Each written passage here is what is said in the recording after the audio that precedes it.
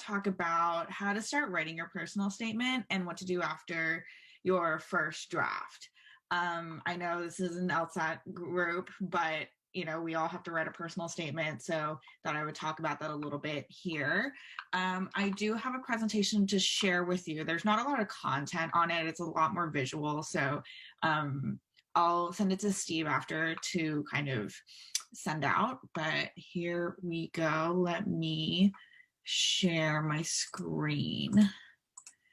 Let's see. There we go. There we go. Do we all see that? Good. Okay, let me pull the chat over back here. Let me just pull this over here. All right. So clearly, this is what I'm going to be talking about today. And first, before we even start talking about the personal statement, I want to hammer this home. Let's get used to writing.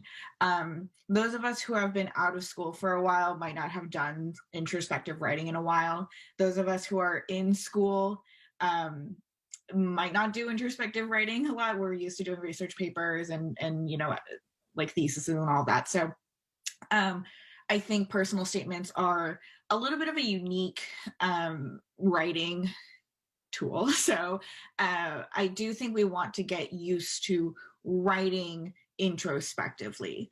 And why we want to do this is we want to find our voice, our tone, and our style. And I read a lot of personal statements, not for law school, but for students who are going into undergraduate for their undergraduate degree. And what's really apparent is people who are not used to writing write their first draft and they haven't developed a voice, tone, and style, even sort of a semi-developed one. And then as they're writing, draft 10, draft 11, draft 12, they've developed a voice. They have this great tone and style about their writing, but they're also going off of their first draft. Like there's some stuff that's still left from the first draft. And it's weird, but it stands out in a weird way where the tone doesn't match the rest of the essay that they've edited. So I'm not saying that you need to have all of this figured out before you start writing. It's, I think, having a little bit of a semi-developed style, voice, tone, know your style a little bit before we go into writing that personal statement. And it will help you in the long run when you're doing those final edits. And it's like, does that really sound right? And does it really mesh well? Does the sentence fit in the essay that you're trying to write? And it'll help you with that. So that's where I start. And I think people are busy. We don't have a lot of time to do a lot of things. So I say, give yourself a prompt, maybe once a week, even once a month, to do an introspective writing. People who write diaries are really great at this. So if you keep a diary, props for you. But give yourself a prompt to reflect on the week, reflect on the month, I don't know, and do some introspective writing before you start your personal statement. All right. Choosing a topic. I think some of these might be familiar. There's a lot going on here, but a lot of times, I know Elena talked about, looking for the prompt. I do find that the law school prompt is very, very broad. Many times they say you don't really have to talk about why law school. It could be anything you want.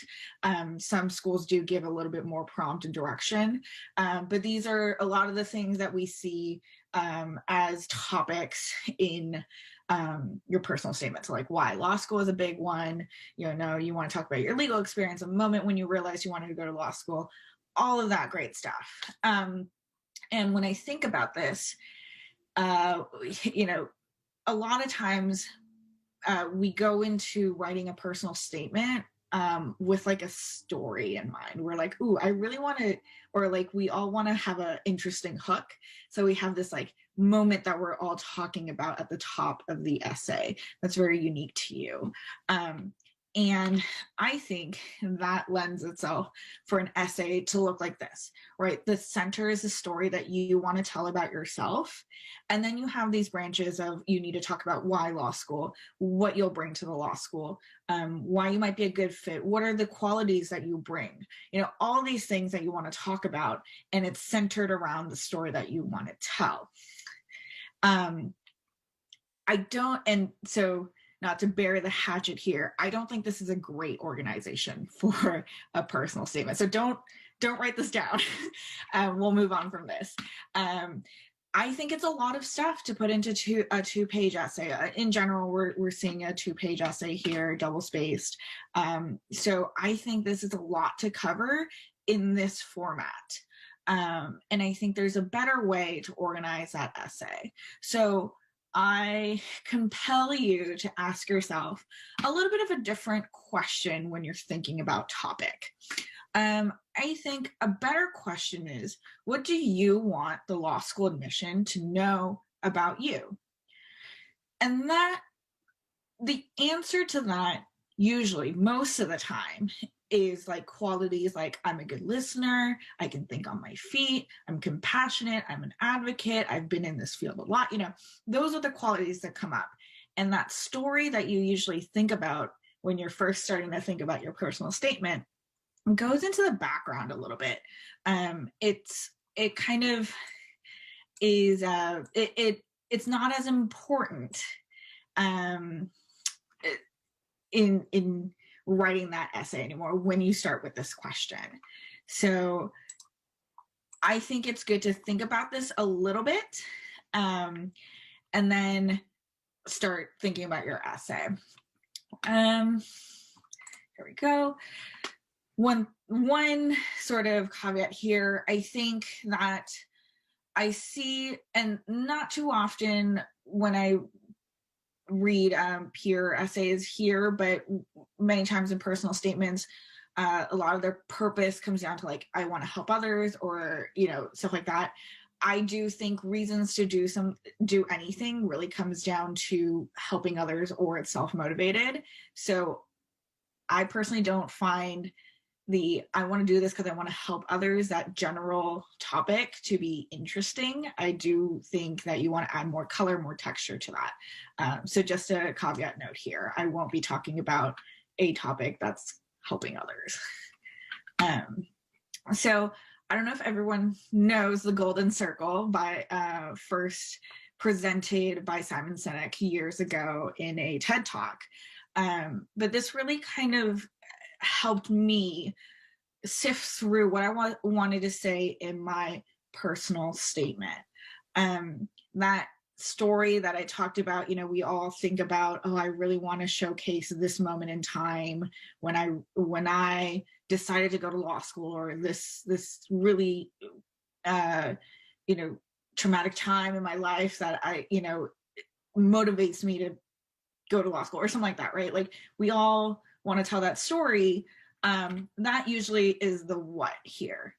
And it's not getting to the core of who we are, what we want to talk about. And I really think that our personal statement should really talk about the why, right? Why, and this is not I'm not advocating to say we should write an essay about why law school. It's more what we believe. What is your purpose? What is your cause, right, in life? And and I think a great way to bring the law school piece in would be, how does law school fit into your purpose? So I think the why question is much more important than the what. And I'll go into the how, but so a little bit of a different way to look at the circle, because it's a little hard to kind of graph things around a circle, is a tier. So I put the big why at the top. The how is our differentiators, right? The things that I talked about, the compassion, the things that you want the law school to know about you. Those are your differentiators. And then the what, that's like the story that we want to tell. So in this tier, the big why, why you're going, not why you're going to law school, but why law school is right for you, your purpose for going to law school, your cause, your what makes you tick is absolutely necessary in your essay. I think it is central. It tells us who you are, and it's not like you made it up, right? You can't make your purpose up. So that's absolutely necessary. The second necessary thing here are the good qualities you want to highlight about yourself. This is exactly what I was talking about, your differentiators, right? The things that you want the law school to know about you, and what makes you different from other candidates. And then the what? This is the story that we use to support all of this, the why and the how. This is maybe your job, your internship, your school, like the tangible what's. Any questions at that point? I know I talk a lot, so we all good? All righty. So I think when you think about your personal statement, you really want to start with the why, and then go to your differentiators, and then pick a story, right? Usually we're going backwards because it's easier to think about a moment that you've experienced because you've experienced it. So it's easy to go, oh yeah, I want to talk about this moment, and then you start thinking about okay, how do I fit in what I'm bringing to the school? How do I fit in my purpose? And it sometimes doesn't gel right. I do find that going top to bottom is a easier process. It takes longer to kind of come up with the right why, but it's an easier process top down. Okay, and then going off of the process, I want to talk about the scope of the topic. I think there are general, specific, and niche topics here. So for general, I think these are, the big events that a lot of people have experienced. So, I know Steve has talked about this, but like people talking about COVID, people talking about Black Lives Matter, back a decade, 9/11, things that the majority of law school applicants are going to experience, like going to college, like we all had to go to college to apply to law school. So, stuff like that. Those are big general events, and they aren't inherently unique to you. Specific, this is where we find a majority of our essay topics. These are big events in your own life. They might not be overtly unique. Like I like to say, some people like to talk about a loss in their life, like a loss of a family member. And yes, that's impactful in your life, but I bet you we can find other people who have lost someone in their family. So it's unique to you, but also not an overtly unique example. So, examples here, legal troubles, issues that you've had in your family, working in a law-related field, working experience, life-changing event, all that. And then you have these really, really niche topics. And these are experiences that you had in a very, very specific situation. And usually you're in a niche topic when you have to explain a lot of your essay or your topic. I actually fall into the niche category. I worked in cybersecurity, so I have to explain a lot of things in cyber, and there's a lot of jargon that people just don't understand. And my essay, my first draft was like 4 pages long. So when you're in a niche, when you just have to explain stuff that you didn't do, but you need to explain it to understand what you were doing. Alrighty. So a little bit of pros and cons here. So the general topics, those big events that we all know about, those topics are general enough that you don't need a lot of background information. for your reader to understand what you're talking about. We all experience COVID. We all experience, Black Lives Matter in different communities here. We, as a country, saw 9/11. So, we've all experienced it. So it's not hard for the reader to imagine what is going on. The con to this is it's really hard to make it unique. And it's hard to make it your own. So if you want to go with a topic like this, I do suggest bringing yourself forward, where you were, what you were thinking, what changes happened due to that event, and what was your action after that. You want to make sure that there's follow through in that, and that the essay isn't a reactionary conversation. But you really have to bring out a lot of yourself when you want to talk about a very general event. For a specific topic, most situations are not too difficult for a reader to understand. There's nuances like, oh, I started a job at X, Y, and Z. So it might be like a very specific firm, but it's not hard to kind of imagine that situation. And yet the topic is unique to you. So it's a good balance there. The cons here is that you can fall into the trap of the story that you want to tell versus the story you need to tell. This is a trap that we get too attached to that story that we're like, oh, the first time I walked into the doors of firm X, Y, and Z, like there were lawyers everywhere and it was so inspiring. And we're so attached to that idea that we kind of forget why that story is there. We really have to be willing to be flexible with that story and change what we're highlighting in that story to make it work for your unique perspective. Also, you can fall into the origin story trap where it's like, as a child, I had to go to court for X, Y, and Z, and therefore I'm very interested in the legal profession.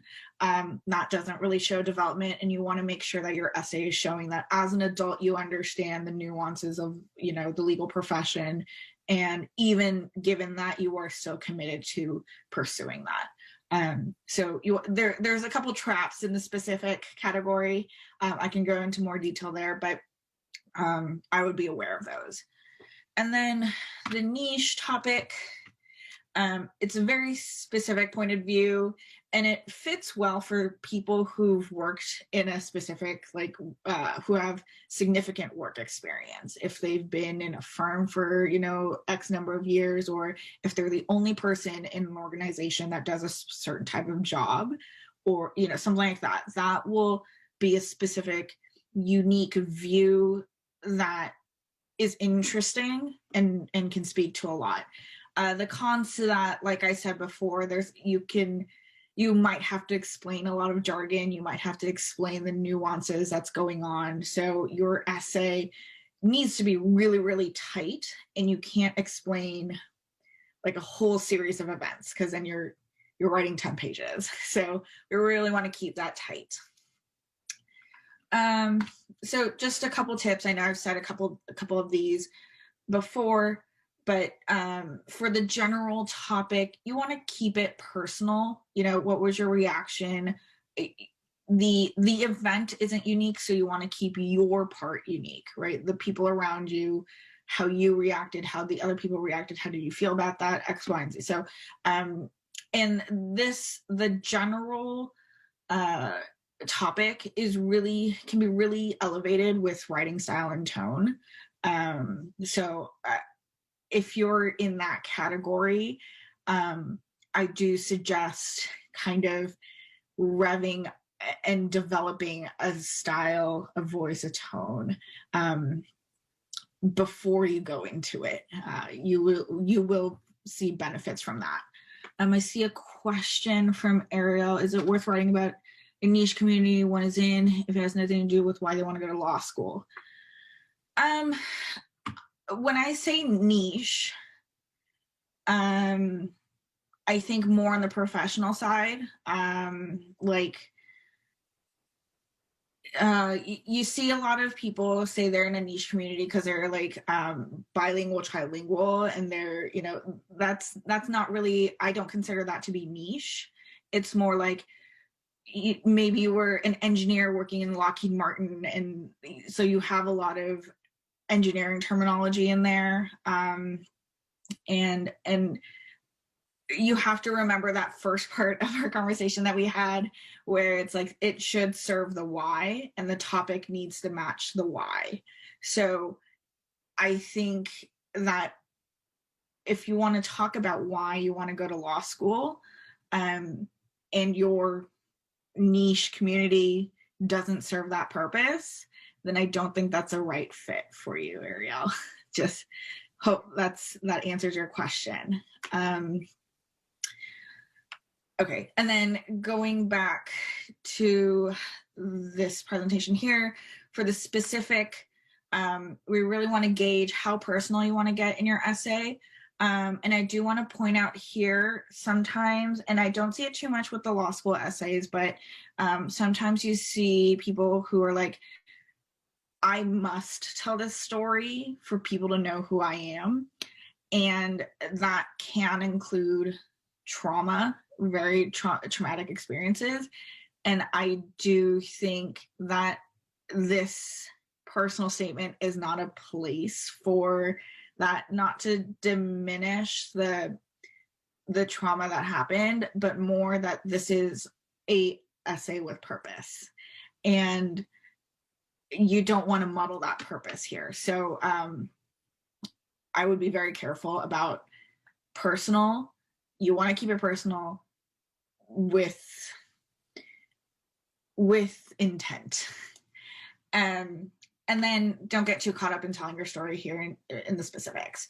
And then for the niche, you really want to narrowly tailor the story to the purpose, and then stay away from explaining the complex, like, oh, you know, we're not thinking about X, Y, and Z, and there's policy over here, and there's this company over here. Like, we don't want to be in the middle of that.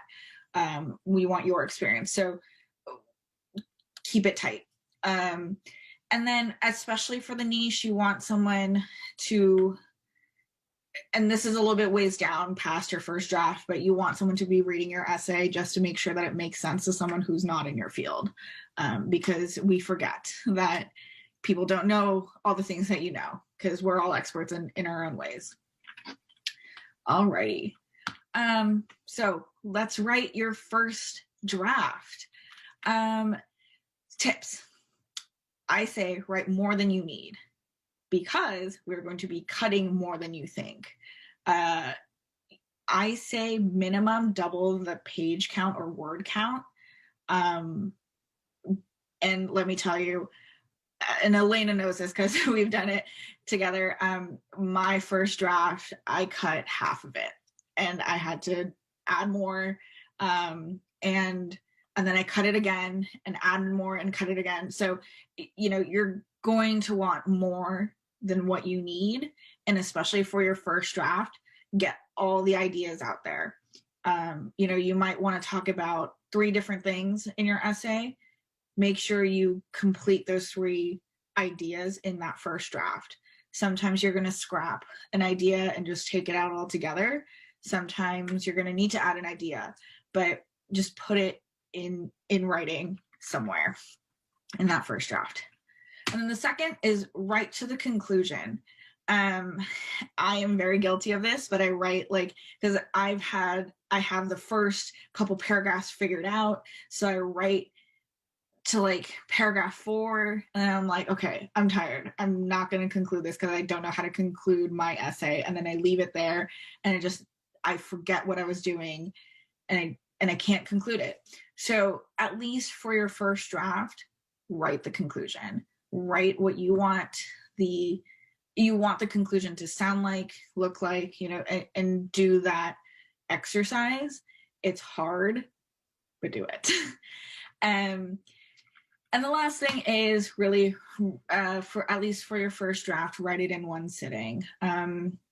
You want this to, I know like getting an hour out of your time is really hard, but just sit and write it, focus and get it out, because you want all the ideas out there and you don't want to forget about anything.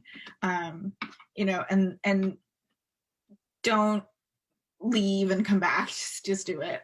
It's a better experience later on. So I do suggest doing it in one sitting. Cool. At this point, do we have any questions? We're good? Okay. Feel free to drop it in the chat too. So, alrighty. So you've written your first draft. Yay. Awesome. So what not to do next? We don't want to touch it for that day. Just don't touch it. Don't try to edit it right there. Let it marinate, and don't ask someone to read your first draft, because it's not going to be a good time for them, and it's not going to be a good time for yourself when they give you kind of, I don't know, maybe you're one of those people who can write a great essay in the first try, but I can't, and I can't handle first draft criticism, so don't have anyone read it. I think you're your worst critic sometimes, and you will continue to think about the essay, you know, throughout that day that you write it. Just don't ask someone else to read it. What to do? Let your thoughts settle. You know, writing is a really involved process, and especially on a personal statement, you're doing a lot of introspective thinking. So, you know, other things might come up and other things might settle. So let your brain kind of rev and marinate in all the good thoughts. And then after a day, read your first draft. See if you like it. See if, you know, it's what you envisioned writing. And then I would ask yourself these three questions. Where does your why come in your essay? A lot of times, our why comes too late in the essay. My first draft, my like why for my life came in about the last two paragraphs of a 3-page essay. So that's way too late, right? Your admissions, you're reading a lot of essays. You don't want to get to the end to finally get to the why. You really want to see it early on. Maybe not the first sentence, but the first couple paragraphs, you really want to hone in on what the why is. So locate it and see how you can restructure your essay to bring that why up. And then is that why clear? And it should be clear to you, because you should know what you're looking for. And if it's not clear to you, then it's not going to be clear to anyone else. So make sure it's clear, it's understandable. And then when you look at your essay, your first draft, I would look at what's essential, what's not essential. You know, maybe you went off on a tangent talking about, I don't know, the time that you saw a lawyer win in court, right? Like, you know, you might be going into a tangent. Maybe there's some information in there that isn't essential to the purpose of your essay, and kind of mark where you can cut all of that. And then at the very end, after you read your first draft, I would write anything that you think you're missing, anything that you think you want to add, any other thoughts that you want to put in there. I would note that down in your first draft, save it. Do not overwrite your first draft. Save it as like draft 1, copy and paste it into a new thing, or duplicate that and then start editing if you want to start editing there.